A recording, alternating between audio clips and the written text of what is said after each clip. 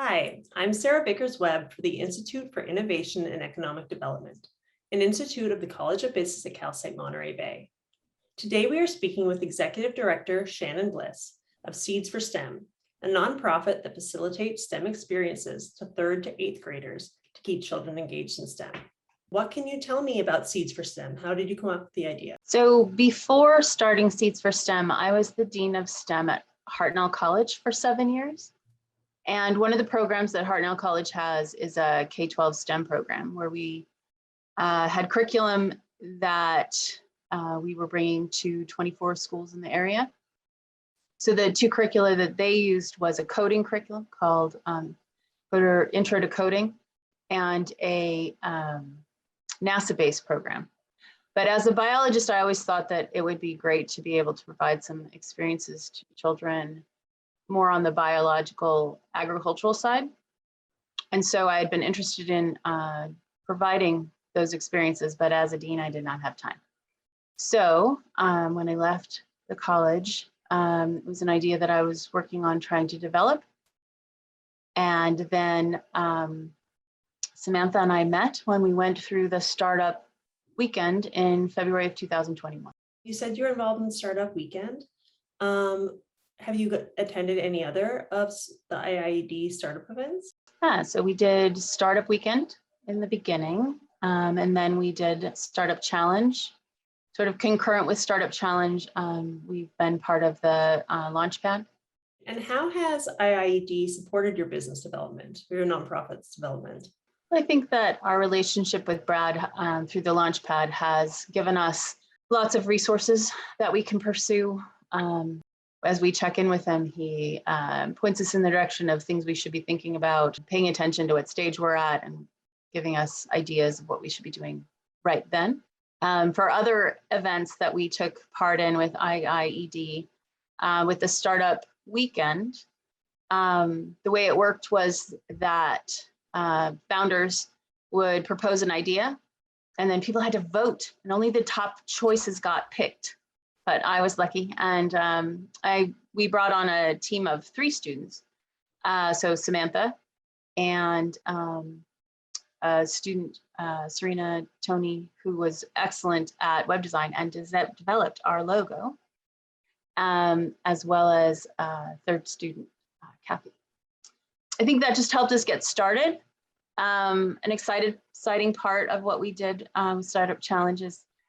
As I've said, I came from Hartnell College, and Samantha was a student there, but we had never met. And then we were able to start the company together. I think that startup challenge got us ready to really go out into the market, launch a web page, start going through the process of incorporating. So we had mentors during that process, went to various workshops that gave us information about how to put together a business plan. I've been involved in education for K-12 kids for a long time, but I had never done anything with business. Startup Challenge was helpful for me with that. Can you tell me about some challenges that you've had to overcome developing your nonprofit? So different than other corporations, a nonprofit has a number of steps to go through. So actually, Mary Jo Zank at IIED gave us a guide from the Attorney General of the state of California. And so I think it had 12 steps, starting with filing your articles of incorporation through becoming official non-for-profit entities with both the federal government and the state. So we're currently on step 11. So that's very exciting. We are a tax-exempt nonprofit with the IRS. So that's an exciting milestone. Challenges. One thing that's a little challenging, but maybe a bit specific, is that at the college level, STEM is a really important entity: science, technology, engineering, and math. But in the K-12 system, they tend to talk about STEAM. They add in an A, that's arts. And so it's made, I do believe it's really important to talk about STEM because STEM is so important for the futures of our children. But kind of getting that difference between the two terms across has been a little bit challenging. What are your hopes for your for Seeds4STEM in the future? One of the reasons that I think Seeds4STEM is really important right now is that children always need more exposure to STEM. There's some good studies out there that if you can expose children to STEM outside of their school, they'll do better. They'll be more likely to stay engaged with things like math.